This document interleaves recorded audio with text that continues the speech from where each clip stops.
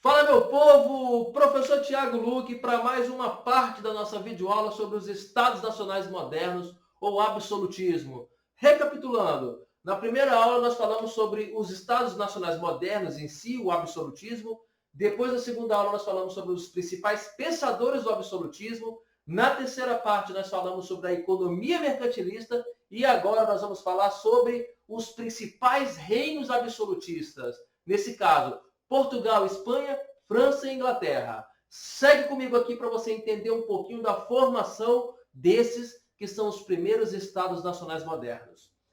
Para começar a falar sobre as monarquias nacionais, os estados absolutistas, nós temos que entender a formação das monarquias nacionais ibéricas primeiro. Para você que não sabe, Península Ibérica é o nome que se dá àquela região na Europa onde estão localizados hoje os países de Portugal e da Espanha, né? É preciso lembrar que essa Península Ibérica foi ocupada pelos muçulmanos, pelos árabes, no século VIII, levando os cristãos a recuarem e se fixarem na região norte dessa península. Assim, eles acabaram formando ali naquela região 4 reinos cristãos: Leão, Castela, Navarra e Aragão. Esses reinos passaram a empreender as chamadas Cruzadas de Reconquistas, que eram, na verdade, batalhas travadas para expulsar os muçulmanos, que também são chamados de mouros, os muçulmanos que ocuparam a Península Ibérica. São grupos muçulmanos originários do norte da África que estiveram ali na Península Ibérica, ocupando a Península Ibérica. E é nesse contexto que nasce o primeiro reino absolutista da Europa, o Reino de Portugal, justamente nas lutas das Cruzadas de Reconquista. A treta toda começa com um camarada chamado Dom Henrique de Borgonha. Ele era o filho mais novo da família Borgonha, portanto, não tinha chance nenhuma de ascender a nobreza, a riqueza através da herança. Então ele parte para lutar nessas lutas contra os muçulmanos, para talvez a partir da espada conquistar alguma coisa. E é porque Dom Henrique era raçudo na espada, cabra macho mesmo, ele acaba lutando ao lado do reino de Leão e recebe do rei de Leão, Dom Afonso VI de Leão, terras como pagamento pelos seus serviços militares. Ele recebe terras e a filha do rei também para casar, Dona Teresa de Leão. E aí Dom Henrique vira conde de Portugal ou condado portucalense, ou seja, Dom Henrique ele passa a ser então um vassalo do reino de Leão, né? Esse sistema de vassalagem ele vai perdurar até o ano de 139, porque é nesse momento que o filho de Dom Henrique, Dom Afonso Henrique, declara a independência do reino em relação ao estado de Leão e Castela, né? A independência em 1139 marca o início do surgimento desse país que um dia que vai se chamar, no caso, Portugal. Esse pequeno reino estava ainda envolvido nas cruzadas de reconquista, ou seja, na luta de expulsão dos mouros, né, na Península Ibérica. E essa luta vai perdurar até o ano de 1249, quando os portugueses conquistam a cidade de Algarves, ao sul do território, e põem fim às cruzadas de reconquistas portuguesa, porque essa treta ainda continua com os espanhóis.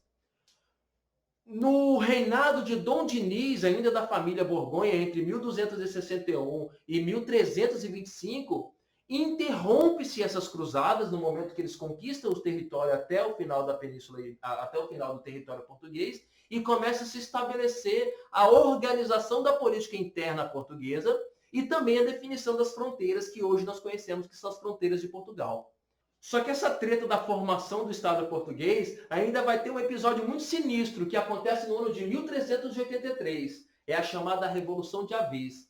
Tudo começa quando Dom Fernando de Borgonha ele morre sem ter um varão, ou seja, sem deixar um herdeiro masculino. E aí começa uma disputa entre o trono, porque o rei de Castela ele vai reclamar o trono português, porque você vai lembrar que Portugal, na verdade, era um condado do reino de Castela, de Leão e Castela, né? Então ele vai querer que aquele estado vassalo, que não reconheceu a independência de Portugal, volte a pertencer ao território de Leão e Castela. Só que as cortes de Coimbra, ou seja, a nobreza portuguesa, declara como sucessor um cara chamado Dom João I, né? Que por um acaso era o Dom João, mestre da cidade de Avis. Ele era ligado à burguesia comercial da cidade portuguesa de Avis. Vai rolar uma treta muito sinistra, uma guerra muito louca, e no final, em 1385, termina essa guerra com a Revolução de Avis ganhada, ou seja, ganha por Dom João, o mestre de Avis. A vitória de Dom João nesta revolução representa a vitória da burguesia portuguesa, ou seja, dos mercadores litorâneos portugueses, sobre uma sociedade agrária e feudal que dominava o país, formando assim a primeira nação europeia a construir um Estado absolutista e mercantilista. Portugal torna-se, assim, o primeiro país a se lançar no processo das grandes navegações por ter uma organização política centralizada e uma monarquia ligada à burguesia mercantilista. Sacou a parada? E o segundo Estado europeu a se fortalecer, a se unificar, é justamente a Espanha, e que tem uma das histórias mais tchutchucas de todas. Mas o enredo começa da mesma forma que Portugal. Eles lutavam nas cruzadas de reconquista, ou seja, na expulsão dos mouros, os muçulmanos, da Península Ibérica. E lá pelo século XIII, existia na região norte da Península Ibérica os reis de Leão, Aragão, Navarra e Castela. Essas lutas continuaram e se prosseguiram, até que mais ou menos no século XV, formaram-se apenas dois reinos nessa região. Havia, claro, Portugal já estabelecido, e do outro lado o reino de Castela e o reino de Aragão, no processo de reconquista. Só que essa história ela vai dar um salto interessantíssimo no ano de 1469, quando a rainha Dona Isabel de Castela casa-se com o rei Fernando de Aragão. E nessa união origina o Reino da Espanha. Diga-se de passagem, foi um casamento quase que por amor. Olha que doideira, naquela época. Mas assim que se forma o Reino de Espanha, eles conseguiram se fortalecer ainda mais e intensificar as lutas de expulsão dos muçulmanos da região. Até que eles vão conseguir, em 1492, o ano da completa expulsão muçulmana, quando os espanhóis dominam a cidade, a região de Granada, que fica no sul do país. O poder real se fortalece e, com a ajuda da burguesia, a Espanha também se lança nas grandes navegações. E, por coincidência ou por curiosidade, no mesmo ano de 1492, os espanhóis acabam financiando as navegações do Cristóvão Colombo, um navegador italiano, e através da circunnavegação do globo, eles acabam descobrindo um novo continente, a América. Portugal já está nesse processo de navegação há quase 100 anos antes, só que eles estavam tentando dar a volta na África para chegar na Índia. Já os espanhóis, tentando dar a volta ao mundo, acabam esbarrando numa pequena ilha chamada América. Só que isso é assunto para as grandes navegações, que nós vamos retomar em outra aula. Os dois últimos reinos, que ainda falta a gente falar sobre o processo de formação absolutista europeu, é justamente a França e a Inglaterra, que a história dessa formação se cruza através da Guerra dos 100 Anos. Só que no caso da França, essa centralização do poder na mão de um monarca começa um pouco antes, ainda no século XIII, quando o rei Felipe Augusto, da dinastia dos Capetos, começa a centralizar a administração e os poderes militares na região. A região da França, obviamente como toda a Europa, era toda dividida em várias centenas de milhares de feudos independentes, mas havia a figura de um monarca, no caso da França, a figura dos Capetos, ou a dinastia capetinga. É justamente na Guerra dos 100 Anos, de 1337 a 1453, que nós já falamos em um vídeo anterior, que acontece o florescimento do sentimento nacional francês, em grande medida por causa do aparecimento daquela jovem, a Joana d'Arc, que vai conduzir o exército francês na vitória contra os ingleses. Além disso, além desse sentimento nacionalista que aflora por causa da Joana d'Arc, né, no final da Guerra dos 100 Anos, também tem o fato do enfraquecimento dos senhores feudais em decorrência dessa treta, né?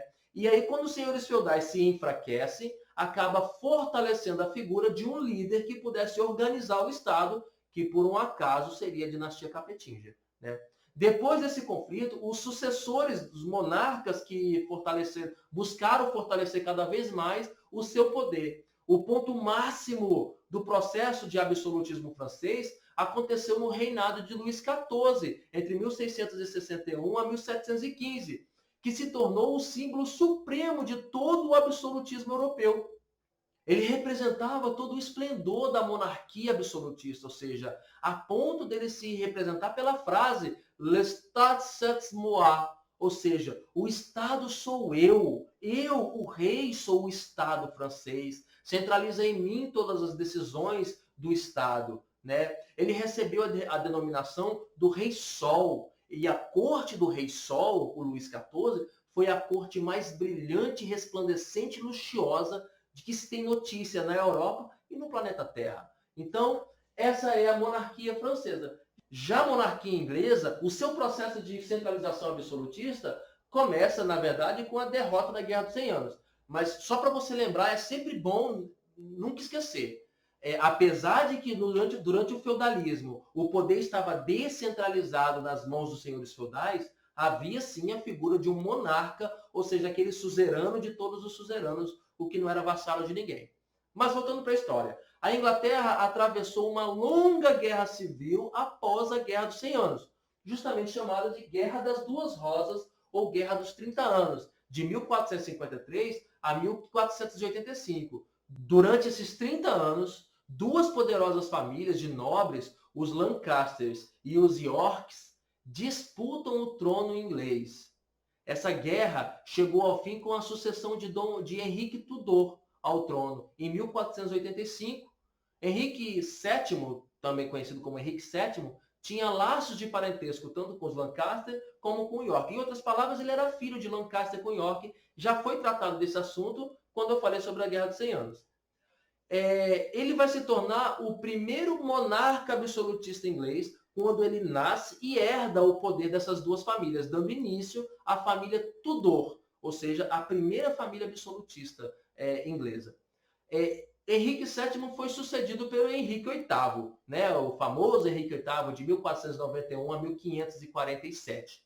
Ele conseguiu, Henrique VIII, consolidar o absolutismo com o apoio da burguesia. Ele foi um dos fundadores da religião anglicana. Ele rompe com a Igreja Católica, com aquela treta do casamento e tudo mais, que já foi tratado no vídeo sobre reformas protestantes, e acabou permitindo formar um Estado eclesiástico, ou seja, as propriedades eclesiásticas da Igreja Católica passam a pertencer ao monarca inglês. Elizabeth I, que vai reinar entre 1558 a 1603, filha de Henrique VIII, fortalece ainda mais o absolutismo, ou seja, o poder central inglês, quando ela acaba consolidando a religião anglicana através da lei dos 39 artigos e colabora ativamente para o desenvolvimento do capitalismo e da colonização na América. Ela vai ser uma grande apoiadora dos burgueses britânicos, dos burgueses ingleses, e também incentiva os atos de pirataria, ou seja, os atos de corso. Os piratas a mando da coroa eram chamados de corsários,